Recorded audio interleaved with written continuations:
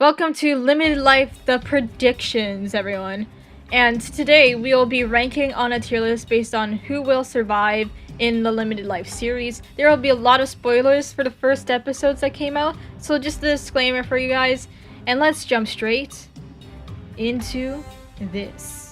So this is going to be like completely based off the first episode, but I am going to say that Skizzleman is going to die first in this series, simply because he is already down by like 3 hours, I believe, and he has less time than basically everyone else on the server. The only way he can really make a comeback is if he becomes a boogeyman and like kill someone. I do think the second to die will be Tango Tech, simply because Tango is not that great at surviving in these series, and yeah, that's the main thing. In Double Life, we literally saw him die the first episode because of a creeper incident. And not to mention, he's not that great at PvP either, so he is prone to dying pretty early on. So yeah, I'm gonna put Tango here. Although this man won't be dying first in this series, I do think Jimmy will inevitably end up dying at least early on in the series. So I think he'll be the third one to die in the series, simply because Jimmy is quite the easy target, I believe, because in other series he has been dying first like right away, and he dies pretty easily, so I have faith that he won't die first this time though, at least. The next one I think will die is Zombie Cleo, simply because I don't really know where to put her on the tier list. And I also think because she's being forced to do certain things, like burning the mansion down in episode 1 with B-Dubs and Scar. So I do think that'll be inevitably her doom because of that. And B-Dubs and Scar will just get away with it a bit longer. Did I say a bit longer? Because I mean Scar is gonna die right after Cleo, simply because Scar has been a menace in all series. And we all know he dies by doing stupid things sometimes. And he's not really that careful a couple of times either. So I feel like because of his mischief and stuff, he will inevitably meet his doom.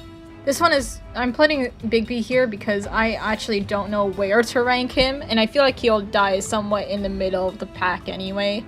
And yeah, I just don't know much about Big B, so I'm just putting him here. This is another case where I really don't know exactly where to put Impulse, but I feel like he would die in the middle of the pack as well, so I just put Impulse here, just because of that. Much like Scar, I do believe Grian will make the same fate as him. After all, he is quite a menace in the Life series. The only reason I think Grian would survive longer is because he has Joel on his side as well, and I feel like those two together are quite the menace, but eventually Grian will be hunted down and killed, I think.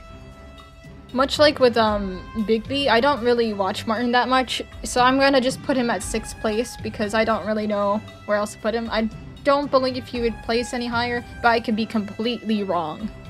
Now, in 5th place we have Etho, because I believe Etho will be a prime target because everyone is afraid of this man, so I feel like they will want to kill him off before it gets any worse as it is.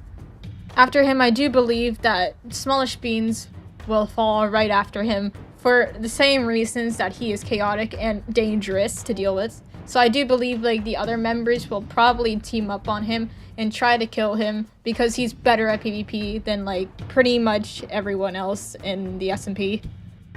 I don't know how Scott manages to do this every single season, but for some reason this guy has like some sort of plot armor of just being in like the top 5 of every single season, so that's why I'm putting him in number 3. Also because he just kind of remains neutral for the most part until like the very end, where he has to like commit murder and stuff. And right after Scott, I do believe Pearl will fall because we can't have Pearl winning again, can we? I mean, we'll see, I guess. And that leaves one person left. B-Dubs is the last one left and will be the winner of the series. Of course, these are my predictions though, and they could be completely wrong. I just wanted B-Dubs to win because I am biased and I have faith in B-Dubs, and I think it'd be a cool underdog story because usually he dies like middle of the pack and isn't really the one to shine.